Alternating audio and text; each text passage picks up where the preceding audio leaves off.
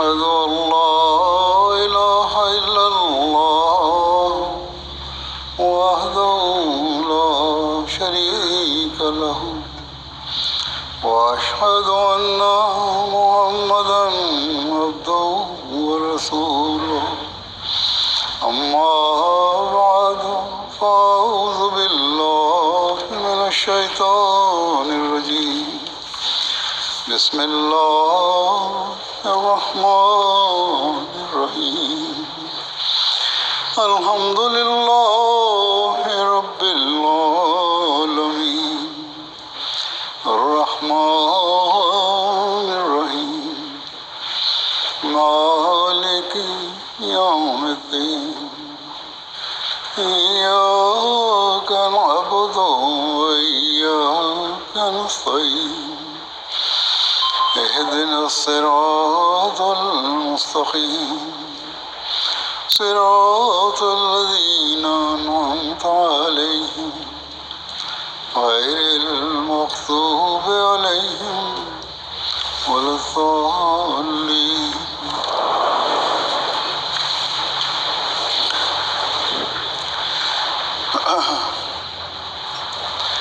آج شام سے انشاءاللہ جلسہ سالانہ برطانیہ کی کارروائی باقاعدہ شروع ہوگی۔ یہ جلسہ جیسا کہ حضرت مسیح موعود علیہ السلام نے فرمایا ہے بڑی اہمیت کا حامل ہے۔ اس میں جماعت کی علمی، اخلاقی اور روحانی حالت کی بہتری کے لیے پروگرام ہوتے ہیں۔ اللہ تعالیٰ سب شامل ہونے والوں کو اس سے بھرپور فائدہ اٹھانے کی توفیق عطا فرمائے۔ اس وقت میں جلسہ میں ڈیوٹی دینے والوں اور شامل ہونے والوں سے کچھ باتیں کروں گا۔ اسلام میں مہمانوں کی عزت و تکریم کی بہت تاکید ہے۔ حضرت صلی اللہ علیہ وسلم نے بھی اس کی بہت تاکید فرمائی ہے۔ آپ صلی اللہ علیہ وسلم نے فرمایا مہمان کو جائز حق دو، اور یہ جائز حق حالات کے مطابق کچھ دن کی مہمان نوازی ہے۔ آپ صلی اللہ علیہ وسلم کی اسی نصیحت کا اثر تھا کہ صحابہ قربانی کر کے بھی مہمان نوازی کرتے تھے۔ اس وقت ابتدائی زمانے میں صحابہ کے حالات ایسے نہیں تھے کہ کشائش ہو اور آرام سے 2 وقت کا کھانا بھی میسر ہو۔ صحابہ اپنا اور اپنے بیوی بچوں کا پیٹ کاٹ کر، اپنا حق چھوڑ کر مہمان نوازی کیا کرتے تھے۔ اور اس حوالے سے صحابہ کی مہمان نوازی کی ایک مشہور روایت ہے کہ ایک صحابی کے گھر مہمان آیا جس کو حضرت صلی اللہ علیہ وسلم نے ان صحابی کے ساتھ بھیجا تھا، اور انہوں نے جب پتہ کیا تو گھر میں صرف ان کی بیوی نے بتایا کہ بچوں کے لیے تھوڑا سا ہی کھانا ہے، لیکن انہوں نے مہمانوں کی خاطر بچوں کو بہلا پھلا کر پھسلا کر سلا دیا، اور مہمان گھر لے آئے۔ خود بھی چراغ بجھا کر کھانا نہیں کھایا، بلکہ مہمان کے سامنے یہ ظاہر کیا کہ جیسے خود بھی کھا رہے ہیں۔ خود بھی بھوکے سو گئے اور بچے بھی بھوکے رہے۔ اللہ تعالیٰ نے خوش ہو کر اس فعل کو اس قدر سراہا کہ حضرت صلی اللہ علیہ وسلم کو بھی اس کی اطلاع دی۔ جب اگلے دن صبح وہ صحابی حضرت صلی اللہ علیہ وسلم خدمت میں حاضر ہوئے تو آپ نے فرمایا تم نے جو رات کو مہمان کو کھانا کھلایا اور اس کے کھلانے کی جو تدبیر تم نے اختیار کی تھی، اس سے اللہ تعالیٰ بہت خوش ہوا اور بڑا ہنسا۔ تو یہ مہمان نوازی کا مقام ہے۔ بس آج کل ان دنوں میں حضرت مسیح موعود علیہ السلام کے جو مہمان جلسہ سننے آ رہے ہیں ان کی ہر طرح سے خدمت اور مہمان نوازی کرنا ہر کارکن، ہر ڈیوٹی دینے والے اور ہر اس افسر کا فرض ہے جو کسی بھی محکمے و شعبے میں کام کر رہا ہے۔ ان دنوں میں خاص طور پر محنت، صبر اور دعا سے کام لیں۔ مہمانوں کی طرف سے اگر کبھی کوئی سخت بات بھی سنیں تو اعلیٰ اخلاق کا مظاہرہ کرتے ہوئے اللہ تعالیٰ کی رضا حاصل کرنے کے لیے صرف نظر کریں۔ یہاں مختلف شعبہ جات ہیں۔ میں نے پچھلے خطبے میں بھی مختصر بیان کیا تھا کہ ہر شعبے کا افسر اور اس کے معاونین اپنے فرائض خوش اسلوبی اور خوش خلقی سے ادا کریں۔ حضرت مسیح موعود علیہ السلام کے بھی اس بارے میں بے شمار واقعات ہیں۔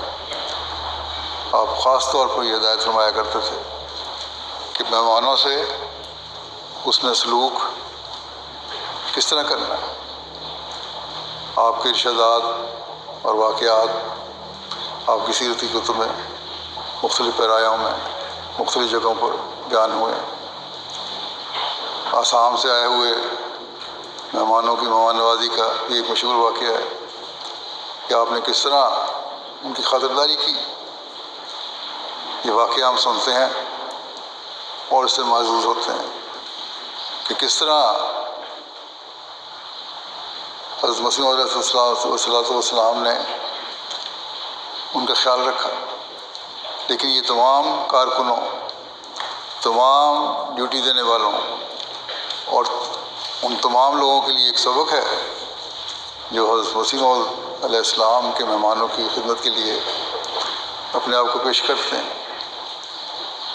واقعہ یوں بیان ہوا ہے کہ ایک دفعہ آسام سے کچھ مہمان آئے اور جب لنگر خانے میں اپنی سواری سے اترے اور ان کو کہا کہ سامان اتارو تو لنگر خانے کا جو عملہ تھا ان کا رویہ کوئی مناسب نہیں تھا، اس کی وجہ سے ناراض ہو گئے وہ اور اسی ٹانگے پر بیٹھ کر واپس روانہ ہو گئے جس پر وہ آئے تھے۔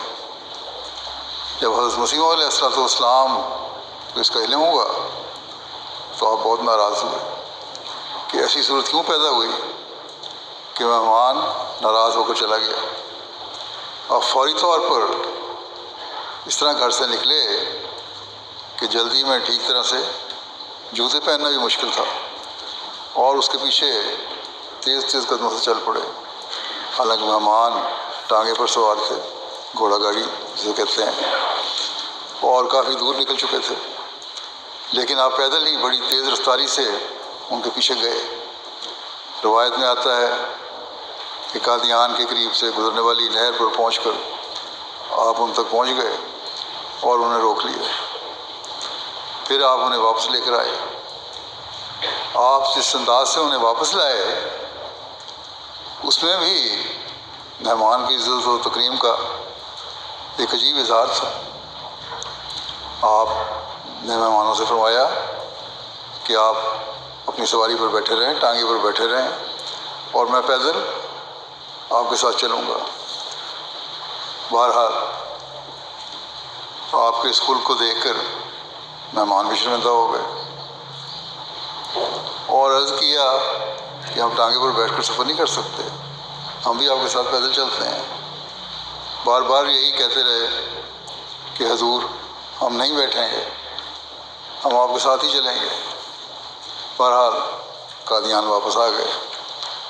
لنگر میں آ کے آپ نے خود مہمانوں کو سامان اتارنے کے لیے ہاتھ بڑھایا، لیکن چونکہ کارکنان کو اپنی غلطی کا احساس ہو چکا تھا اور وہ بہت زیادہ شرمندہ تھے، انہوں نے فوری طور پر آگے بڑھ کر سامان اتارنا شروع کر دیا۔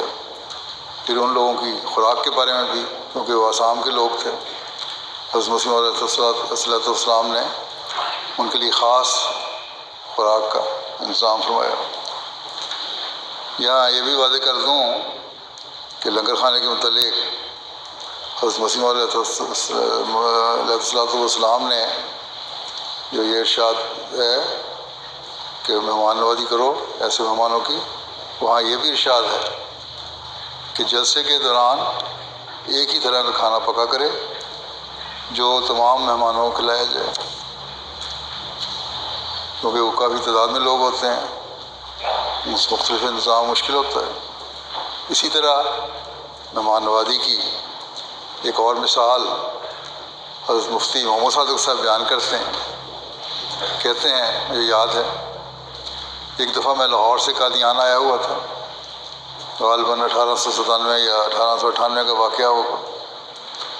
مجھے حضرت صاحب نے مسجد مبارک میں بٹھایا، جو اس وقت ایک بہت چھوٹی سی جگہ تھی، بعد میں اس کی ایکسٹینشن ہوئی تو مسجد تھوڑی سی بڑی ہوئی تھی، اسے وسیع کیا گیا تھا۔ آپ نے فرمایا کہ آپ یہاں بیٹھیں، میں آپ کے لیے کھانا لاتا ہوں۔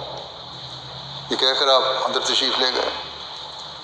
مفتی صاحب کہتے ہیں کہ میرا خیال تھا کہ آپ کسی خادم کے ہاتھ کھانا بھیج دیں گے، مگر چند منٹ کے بعد جب کھڑکی کھلی، مسجد اور آپ کے گھر کے درمیان میں درواز جو تھی، اس میں کھڑکی تھی، چھوٹا دروازہ تھا کھڑکی کی طرح کا۔ تو کہتے ہیں میں کیا دیکھتا ہوں کہ حضرت مسیح موعود علیہ السلام خود اپنے ہاتھ میں کھانے کی تشریح ٹرے اٹھائے ہوئے میرے لیے کھانا لے کر آئے۔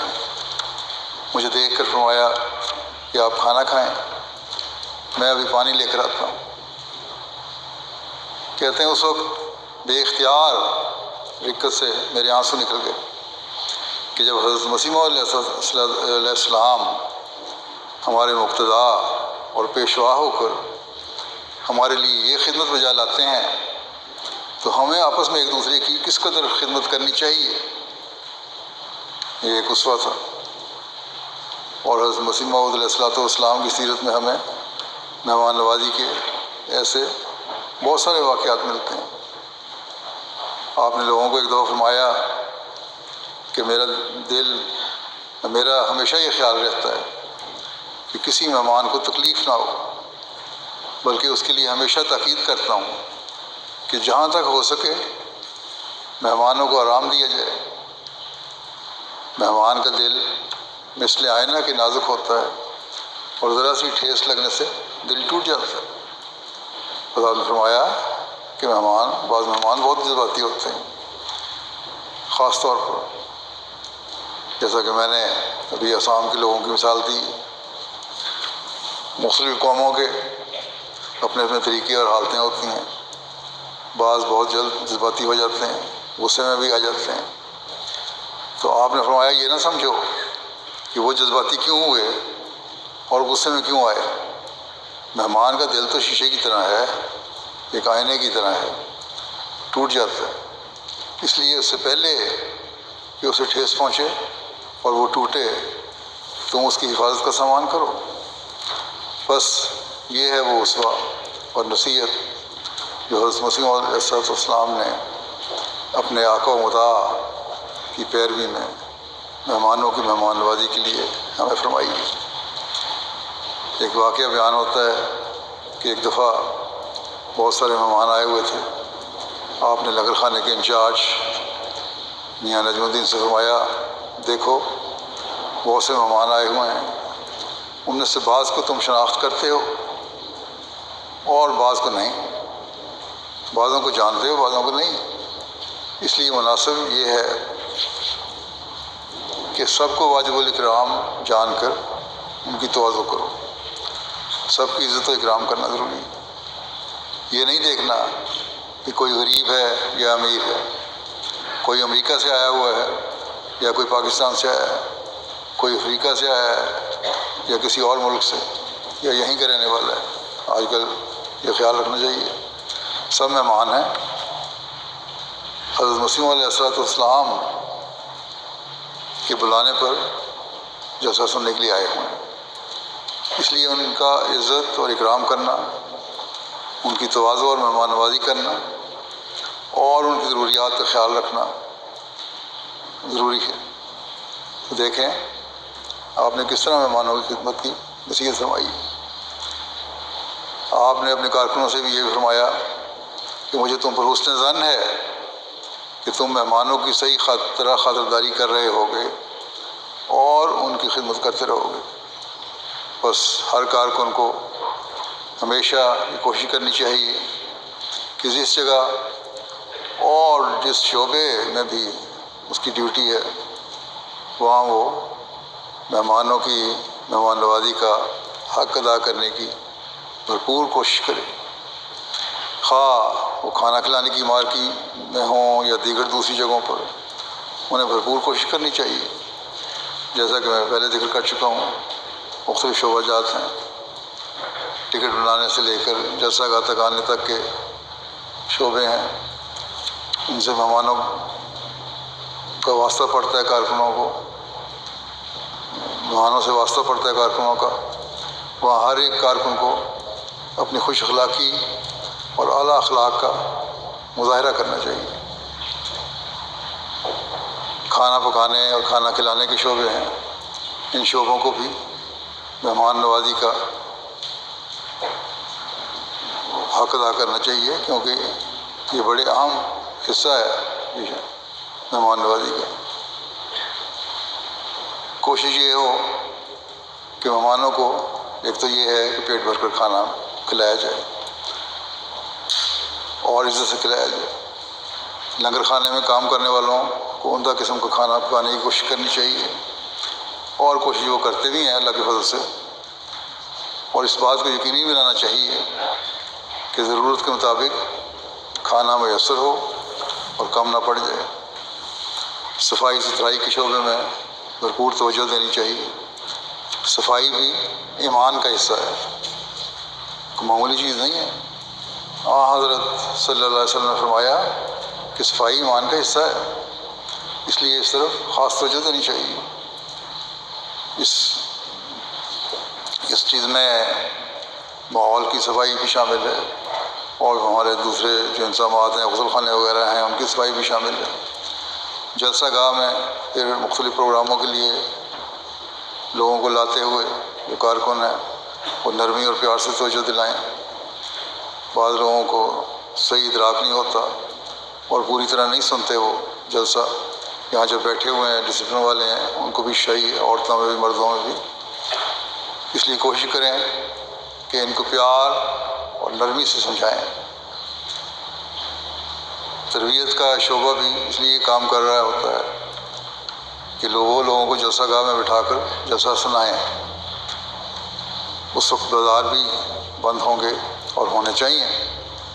بہرحال ہر جگہ اس بات کا خیال رکھنا ہے کہ کارکن ان دنوں میں خوش اخلاقی کا ایک خاص نمونہ دکھائیں، اور حضرت مسیح علیہ السلام نے جو حسن ظن فرمایا ہے اس پر پورا اترنے کی کوشش کریں۔ اسی طرح میں بعض باتیں مہمانوں سے بھی کہنا چاہتا ہوں۔ گو چند ایک غیر جماعت مہمان بھی یہاں آتے ہیں، لیکن ان کے لیے تو ایک خاص شعبہ علیحدہ قائم ہے، اور ان کو خاص طور پر ان کی مہمان نوازی کی جاتی ہے کیونکہ یہ غیر ہیں۔ لیکن ان چند ایک کے علاوہ تمام مہمان جن کی اکثریت جو ہے وہ احمدی واب کی، آپ لوگ یہاں جلسہ سننے کے لیے آئے ہیں، اس لیے اس بات کو اہمیت نہ دیں کہ انتظام صحیح ہوا ہے آپ کے لیے یا نہیں ہوا، آپ کی مہمان نوازی صحیح ہوئی ہے یا نہیں ہوئی، یا کسی کارکن نے کیسا رویہ اختیار کیا۔ اصل مقصد تو روحانی معاہدے کو حاصل کرنا ہے، اور آپ لوگوں کو اسی کے لیے کوشش کرنی چاہیے۔ گو میزبانی کرنے والوں کو جیسا کہ میں پہلے بھی کہہ چکا ہوں، مہمان نوازی کا حق ادا کرنے کی پوری کوشش کرنی چاہیے، اور وہ کرتے ہیں۔ لیکن اسی طرح شامل ہونے والوں کا بھی یہ کام ہے کہ اگر کارکنان میں کوئی کمزوریاں یا کوتاہیاں یا کمیاں رہ گئی ہوں تو ان سے صرف نظر کریں۔ ان میں سے کوئی صفائی کے محکمے میں جو کام کر رہے ہیں کوئی تربیت یافتہ تو لوگ نہیں ہیں، یا ڈسپلن کے محکمے میں جو کام کر رہے ہیں وہ پولیس کے کارکن تو نہیں ہیں، یا گیٹ پر ڈیوٹی دینے والے ہیں وہ ٹرینڈ تو نہیں ہیں، یا ٹریفک کنٹرول کرنے والے ہیں وہ بھی کوئی ٹرین پولیس والے تو نہیں جو ٹریفک کنٹرول کر رہے ہیں۔ یہ سب لوگ والنٹیئر ہیں، مہمانوں کی خدمت کے لیے اپنے آپ کو انہوں نے پیش کیا۔ ان میں بعض سیکنڈری اسکول کے بچے ہیں، بعض یونیورسٹیوں کے نوجوان طالب علم ہیں، کچھ دوسرے پیشوں سے تعلق رکھنے والے لوگ ہیں، اور اچھے خاصے پیشوں میں کام کرنے والے اور اچھی پوزیشنوں والے لوگ ہیں۔ یہ سب ایک جذبے سے خدمت کر رہے ہیں کہ ہم نے حضرت مسیح موعود علیہ الصلوۃ والسلام کے مہمانوں کی خدمت کرنی، بس ان کے جذبے کو سراہتے ہوئے ان سے بھرپور تعاون کریں اور ان کی کمزوریوں سے صرف نظر کریں۔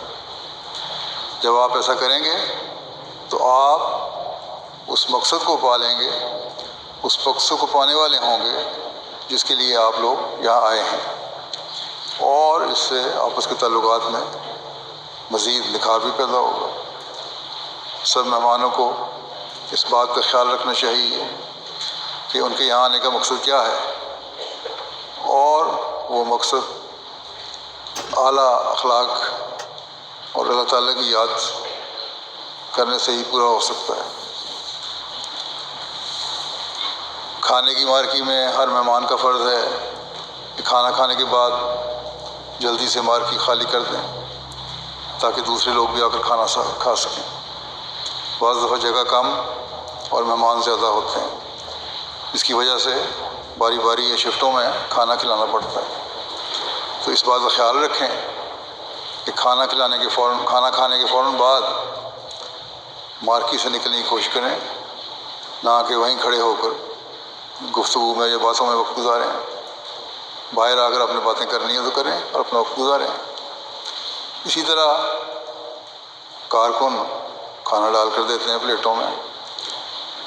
آپ اگر مطالبہ کریں گے تو جیسا کہ ان کو بھی کہا ہوا ہے کہ وہ آپ کو کھانا دیں گے آپ کے مطالبے پہ، لیکن کھانا ضائع نہیں ہونا چاہیے، رزق کی ہمیشہ قدر کرنی چاہیے۔ بعض لوگ ذرا سی بھی روٹی جلی ہوئی ہو یا کچی ہو تو اسے نکال کر پھینک دیتے ہیں۔ کوشش کرنی چاہیے کہ اگر وہ کھانے کے قابل ہے تو کھا لی جائے، سوائے اس کے کوئی بہت بیمار ہو اور اس کے لیے وہ تکلیف کا باعث بنے۔ عمومی طور پر تو مشینوں سے روٹی اچھی پک کر آ رہی ہوتی ہے، میں نے چیک بھی کی ہے، لیکن بعض دفعہ خراب روٹیاں بھی آ جاتی ہیں۔ جب تک روٹی بہت زیادہ جلی ہوئی یا بہت کچی نہ ہو اسے ضائع کرنے سے بچیں۔ اسی طرح سالن کو بھی ضائع ہونے سے بچائیں، ضائع کرنے سے بچائیں۔ ایک تو یہ رزق کا ضیاع ہے کیونکہ نہیں ہونا چاہیے، دوسرے وہی کھانا اور کسی دوسرے کے بھی کام آ سکتا ہے۔ دوسرے یہ بھی ایک مسئلہ پیدا ہو جاتا ہے، جو کھانا بچ جاتا ہے پلیٹوں میں بہت زیادہ، اس کو کوڑے میں پھینکنا، اس کو ڈسپوزل اس کا کرنا بہت مشکل ہو جاتا ہے، جس کی وجہ سے صفائی کے شعبے پر بہت زیادہ بوجھ پڑتا ہے اور انہیں بہت زیادہ کام کرنا پڑتا ہے۔ اس لیے مہمانوں کو چاہیے کہ جلسہ سالانہ کے ان دنوں میں کھانے کو برکت سمجھ کر کھائیں اور اسے ضائع نہ کریں۔ حضرت مسیح موعود علیہ الصلوۃ والسلام کی مثال یہ تھی کہ ایک دفعہ آپ کے کھانے کا انتظام نہ ہو سکا اور انتظام کرنے والے بھول گئے اور آپ بھی مصروف تھے۔ آپ نے فرمایا، جب اپنے کھانے کے بارے میں پوچھا تو سب پریشان تھے، کھانا ختم ہو چکا تھا، اور فرمایا کوئی بات نہیں، دسترخوان پر جہاں لوگوں نے کھانا کھایا ہے وہاں اگر روٹی کے بچے ہوئے ٹکڑے اور سالن ہے تو وہی لے آؤ، میں وہی کھا لوں گا۔ چنانچہ آپ نے وہ ٹوٹے ہوئے ٹکڑے جو لوگ چھوڑ کر گئے تھے وہی کھا لیے۔ یہ آپ کا اسوہ حسنہ ہے جو آپ نے ہمارے لیے قائم فرمایا۔ بس ہمیشہ اس بات کا خیال رکھیں کہ ہم نے رزق کو ضائع ہونے سے بچانا ہے اور اس طرح کام سمیٹنے والوں کے لیے بھی آسانی پیدا کرنی۔ حضرت صلی اللہ علیہ وسلم نے فرمایا ہے کہ کھانے کو ضائع مت کرو، کھانے کی قدر کرتے ہوئے اسے کھاؤ اور جو پیش کیا جائے اسے خوشی سے کھاؤ۔ بے شک یہ فرمان آپ کا جو ہے وہ مہمانوں کے لیے خاص طور پر ہے، اس لیے کہ وہ ان مہمانوں کے لیے ہے جو اس پر عمل کرتے ہیں اور اپنے ساتھ برکتیں لے کر آتے ہیں۔ لیکن اس کو ثابت کرنے کے لیے ہر مہمان کو بھی اس کا نمونہ بننا چاہیے۔ ایسے مہمان جو برکتیں لانے والا ہو وہ مہمان بنے، اور ایسے مہمان نہ ہوں جو گھر والوں کے لیے پریشانی کا باعث ہوں، بلکہ ان کو پریشانی سے نکالنے والے ہوں۔ ہم یہاں آئے ہیں، وہ جلسے کے تحت ایک انتظام ہے اور ڈیوٹیاں دینے والے ڈیوٹیاں دے رہے ہیں، لیکن شامل ہونے والے اور کام کرنے والے سب احمدی ہیں، اور ہم سب کا مقصد ایک ہے کہ ہم نے یہاں حضرت مسیح موعود علیہ الصلوۃ والسلام کی تعلیم اور اسلام کی تعلیم کے مطابق اپنی اخلاقی، روحانی اور علمی اصلاح کرنی، چاہے وہ ڈیوٹی دینے والے ہوں یا مہمان، سب کا یہی کام ہے، وہ اس کے لیے کوشش کریں۔ بعض دفعہ ایسے حالات پیدا ہو جاتے ہیں کہ کھانے میں کمی ہو جاتی ہے، کارکنوں اور لنگر خانے کی کوشش تو یہی ہوتی ہے کہ کھانے میں کسی قسم کی کمی نہ ہو، لیکن بعض اوقات بڑے مجمع میں اندازے غلط ہو جاتے ہیں اور کمی ہو بھی سکتی ہے۔ اس بارے میں ہمیں حضرت صلی اللہ علیہ وسلم کی ایک نصیحت ہمیشہ یاد رکھنی چاہیے۔ آپ نے فرمایا کہ 2 آدمیوں کا کھانا 3 کے لیے کافی ہے اور 3 کا کھانا 4 کے لیے کافی ہے۔ ایک اور روایت میں اس طرح آتا ہے کہ 1 آدمی کا کھانا 2 کے لیے اور 2 کا 4 کے لیے اور 4 کا 8 کے لیے کافی ہے۔ بس اس بات کو ہمیں ہمیشہ یاد رکھنا چاہیے۔ ایک بات جو میں پہلے بھی کہہ چکا ہوں وہ یہ کہ ڈیوٹی دینے والوں کے لیے بھی آسانیاں پیدا کرنی چاہیے۔ کھانے کی، مارکی اور دیگر جگہوں پر بھی صفائی کا خیال رکھیں۔ صفائی کے حوالے سے بھی اس بات کا خیال رکھیں کہ آسانی پیدا کرنی ہے۔ سڑکوں اور راستوں پر گند نہ پھینکیں، اس میں بھی اس بات کا خیال رکھیں۔ جہاں بیٹھیں وہاں کھانے پینے کے بعد بعض لوگ بازار سے اشیاء خرید کے کھاتے ہیں، اس کے جو خالی پیکٹ ہیں اور لفافے ہیں ادھر ادھر پھینکنے کے بجائے ڈسٹ بن میں ڈالیں، تاکہ کام سمیٹنے والوں کے لیے بھی آسانی پیدا ہو اور کم وقت میں زیادہ کام کر کے انتظام کو زیادہ صحیح طور پر چلایا جا سکے۔ پھر یہ ہے کہ اعلیٰ اخلاق کا مظاہرہ ہر طرف سے ہونا چاہیے۔ میں نے کارکنوں کو بھی کہا ہے اور مہمانوں کو بھی چاہیے کہ اعلیٰ اخلاق کا مظاہرہ کریں۔ ایک حدیث میں آتا ہے کہ حضرت صلی اللہ علیہ وسلم نے فرمایا کہ جو اللہ اور یوم آخرت پر ایمان لاتا ہے وہ اچھی بات کہے یا خاموش رہے۔ بس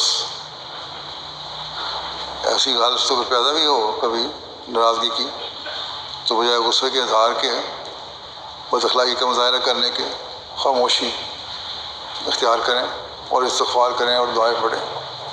اسی طرح بچوں کے کھانے کے بارے میں بھی بتا دوں، اس میں بھی خیال رکھنا چاہیے۔ بعض دفعہ لوگ بچوں کو پلیٹ بھر کے کھانا دے دیتے ہیں اور بچے اتنا کھا نہیں سکتے جس سے کھانا ضائع ہو جاتا ہے۔ تو یہاں بھی جیسا میں پہلے کہہ آیا ہوں، کھانا ضائع ہونے سے بچائیں اور بچوں کو تھوڑا تھوڑا ڈال کر دیں، چاہے بار بار ڈال کر دینا پڑے۔ ہمیشہ یاد رکھیں کہ جلسے کے مقصد کو آپ نے پورا کرنا ہے اور ان برکات کو سمیٹنے اور ان سے اپنی جھولیاں بھرنے کی کوشش کرنی ہے جو برکات اس جلسے کی ہیں اور جن کے لیے حضرت مسیح موعود علیہ الصلوۃ والسلام نے اس جلسے کا اجرا فرمایا تھا۔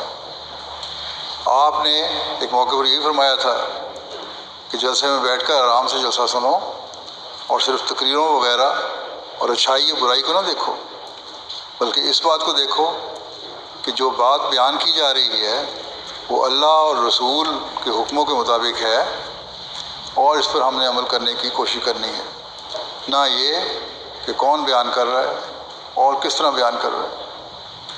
اور فرماتے ہیں کہ سب صاحبان متوجہ ہو کر سنیں، میں اپنی جماعت اور خود اپنی ذات اور اپنے نفس کے لیے یہی چاہتا ہوں اور پسند کرتا ہوں کہ ظاہری کی لو قال جو لیکچروں میں ہوتی ہے اس کو ہی پسند نہ کیا جاوے، اور ساری غرض و غایت آخر اس پر ہی نہ ٹھہر جائے کہ بولنے والا کیسی جادو بھری تقریر کر رہا ہے، الفاظ میں کیسا زور ہے۔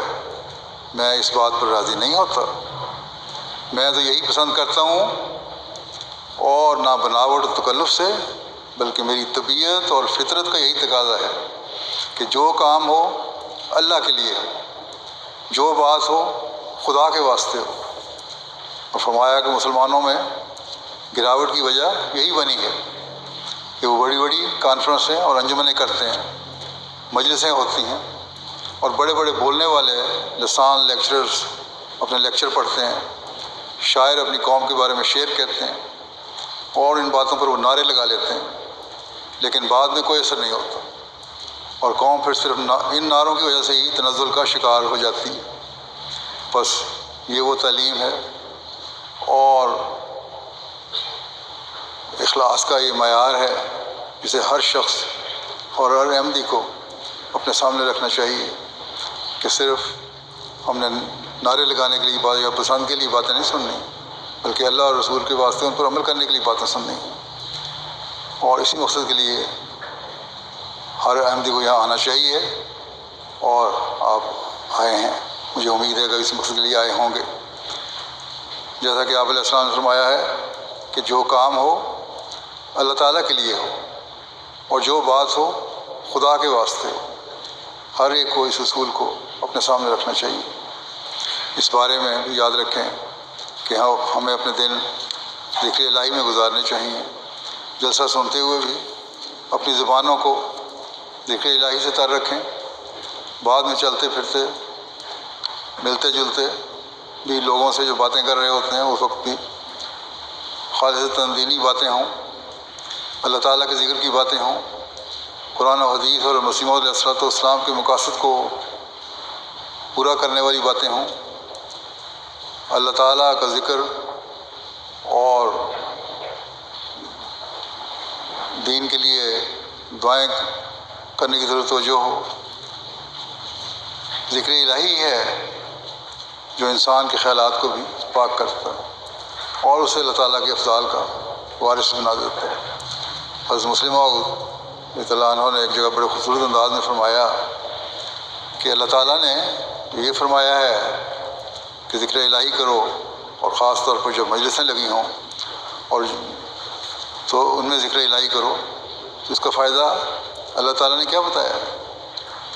اس کا فائدہ اللہ تعالیٰ نے یہ بتایا ہے کہ اذکروا اللہ یذکرکم، کہ اگر تم ذکر الہی کرو گے تو خدا تمہارا ذکر کرنا شروع کر دے گا۔ بس جس بندے کا خدا ذکر کر رہا ہو اس سے زیادہ خوش قسمت اور کون ہو سکتا ہے کہ اس کا آقا اسے یاد کرے اور بلائے۔ ذکر الہی تو بہت بڑی نعمت ہے۔ آپ نصیحت کرتے ہوئے فرماتے ہیں کہ تمہیں خواہ کوئی انعام ملے یا نہ ملے، تم ذکر الہی میں مشغول ہو جاؤ، اور اللہ تعالیٰ اس سے خوش ہو جائے گا اور پھر تمہیں یاد رکھے گا۔ اور جب اللہ تعالیٰ یاد رکھتا ہے تو پھر یہ نہیں کہ وہ بغیر انعاموں کو چھوڑ دیتا ہے، وہ انعامات سے بھی نوازتا ہے۔ بس اللہ تعالیٰ کے فضلوں کو کھینچنے کے لیے ان خاص دنوں میں ان باتوں کو خاص طور پر یاد رکھیں اور توجہ دیں۔ شامل ہونے والے اور ہر کام کرنے والے سب لوگ ان باتوں کی طرف توجہ دیں کہ ہم نے اپنی زبانوں کو ذکر الہی سے تر رکھنا ہے، اور جب یہ ہوگا تو پھر ایک ایسا ماحول پیدا ہو جائے گا جو یقیناً وہ ماحول ہے جس کی خاطر یہ جلسہ منعقد کیا جا رہا ہے۔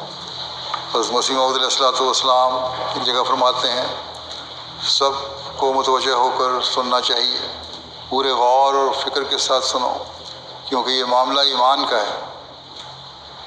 اس میں سستی، غفلت اور عدم توجہ بہت برے نتائج پیدا کرتی ہے۔ جو لوگ ایمان میں غفلت سے کام لیتے ہیں اور جب ان کو مخاطب کر کے کچھ بیان کیا جائے تو غور سے اس کو نہیں سنتے، ان کو بولنے والے کے بیان سے خواہ وہ کیسا ہی اعلیٰ درجے کا، مفید اور مؤثر کیوں نہ ہو، کچھ بھی فائدہ نہیں ہوتا۔ ایسے ہی لوگ ہوتے ہیں جن کی بابت کہا جاتا ہے کہ وہ کان رکھتے ہیں مگر سنتے نہیں، اور دل رکھتے ہیں پر سمجھتے نہیں۔ یاد رکھو، جو کچھ بیان کیا جاوے اسے توجہ اور بڑے غور سے سنو، کیونکہ جو توجہ سے نہیں سنتا، خواہ عرصہ دراز تک فائدہ رساں وجود کی صحبت میں رہے، اسے کچھ بھی فائدہ نہیں پہنچتا۔ ان 3 دنوں میں فائدہ تبھی پہنچ سکتا ہے جب ہم ان باتوں کو غور سے سنیں اور پھر ان پر عمل کرنے کا عہد بھی کریں، اور اس کے لیے اپنے دلوں کو پاکیزہ رکھنے کی خاطر ذکر الہی سے اپنی زبانوں کو تر بھی رکھیں۔ جلسے میں بیٹھ کر بھی ذکر الہی کرتے رہیں، دعائیں کرتے رہیں، درود پڑھتے رہیں، اور پھر جب تقریریں سنیں تو اس کا خاص اثر بھی آپ پر ہوگا۔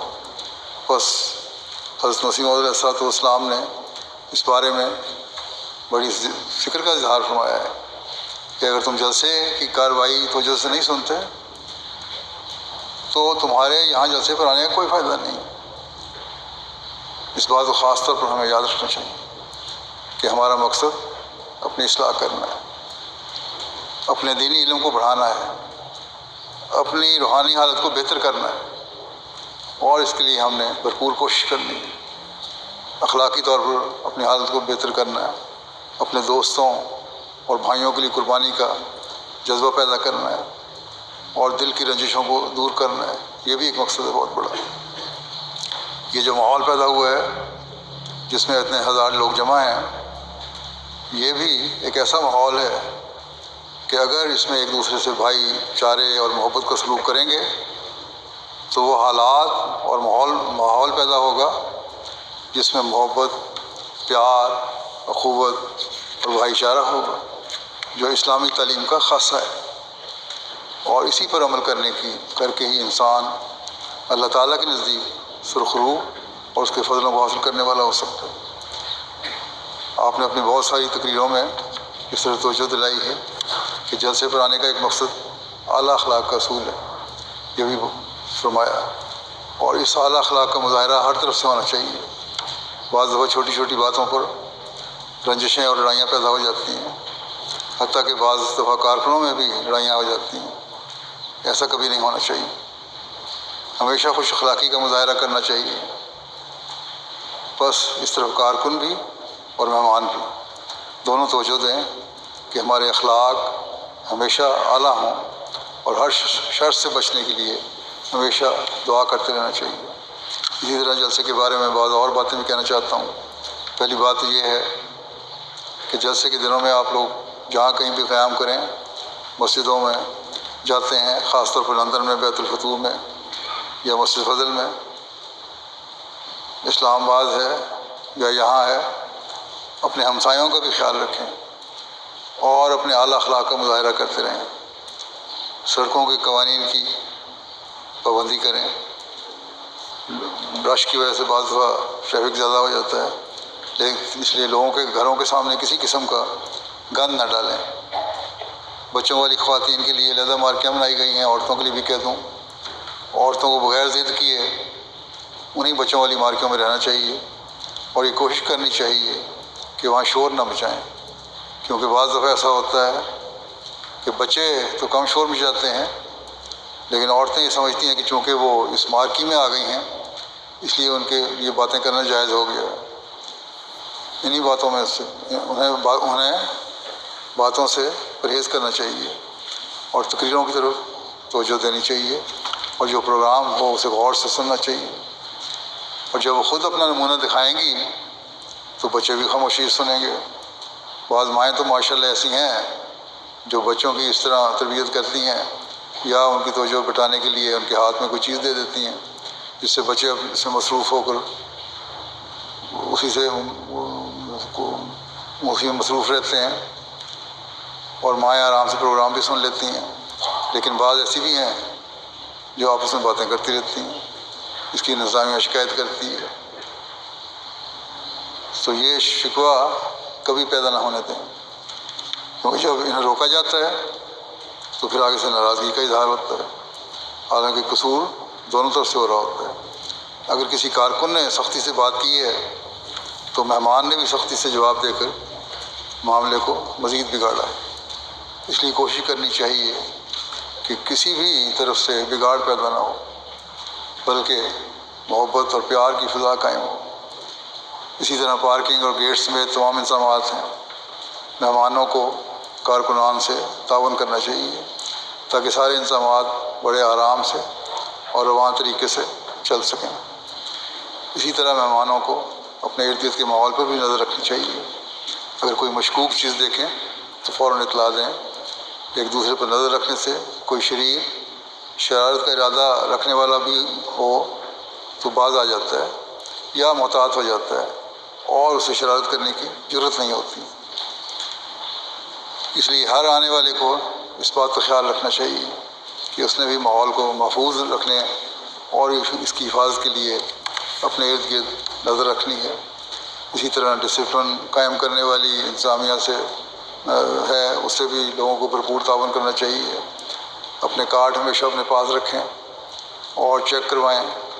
جو لوگ قیام گاہوں میں ٹھہرے ہوئے ہیں وہ کوشش کریں کہ اپنی کوئی قیمتی چیز وہاں چھوڑ کر نہ آئیں۔ یہاں حفاظت کا انتظام بے شک ہے، لیکن پھر بھی اپنی قیمتی اشیاء مثلا رقم وغیرہ جو ہے اپنے ساتھ ہی لے کر آئیں تاکہ کسی قسم کے نقصان کا احتمال نہ رہے۔ اللہ تعالیٰ کرے کہ آپ سب لوگ اس جلسہ سے بھرپور فائدہ اٹھانے والے ہوں، اس کی برکات سے فائدہ اٹھانے والے ہوں، اور جب یہاں سے واپس جائیں تو اپنی جھولیاں بھر کر واپس جائیں جو اللہ تعالیٰ کے فضلوں کو سمیٹنے والی ہوں۔ اللہ تعالیٰ کے فضلوں کے وارث بنتے ہوئے آپ لوٹیں۔ اللہ تعالیٰ ہمیشہ زندگی میں آپ پر اور آپ کی نسلوں پر فضل فرماتا رہے۔ ہمیشہ اہمیت کا ایک کارآمد وجود بن کر دنیا میں آپ زندگی بسر کرنے والے ہوں۔ آپ کی نسلیں بھی اس طرح ایک پاک اور کارآمد وجود بن کر دنیا میں زندگی گزارنے والی ہوں، اور اللہ کرے کہ تا قیامت یہ سلسلہ جاری رہے۔ آخر میں یہی بتا دوں کہ گزشتہ سالوں کی طرح اس سال بھی مختلف شعبوں کی نمائشیں ہیں اور اچھی معلوماتی اور علم میں اضافہ کا ذریعہ ہیں، دلچسپ ہیں، انہیں بھی دیکھنے کی کوشش کریں۔ ایک جگہ ساری نمائشیں جمع ہیں۔ اسی طرح بک سٹال پر نئی کتب بھی آئی ہوئی ہیں، وہاں بھی ضرور جائیں۔ وقفہ میں صرف بازاروں میں نہ پھرتے رہیں یا وہیں کی خرید و فروخت نہ کریں بازاروں کی، بلکہ اس روحانی معاہدے سے فائدہ اٹھانے کی کوشش کریں۔ اللہ تعالیٰ سب کو توفیق دے۔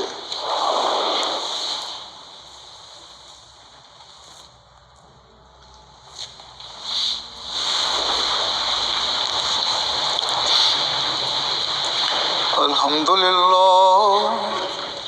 للہ نحمده ونستعینه ونستغفره ونؤمن به ونتوکل علیہ ونعوذ باللہ من شرور انفسنا ومن سیئات اعمالنا من يهده الله فلا مضل له ومن يضلل فلا هادي له ونشهد أن لا إله إلا الله ونشهد أن محمدا عبده ورسوله عباد الله رحمكم الله إن الله يأمر بالعدل والإحسان وإيتاء ذي القربى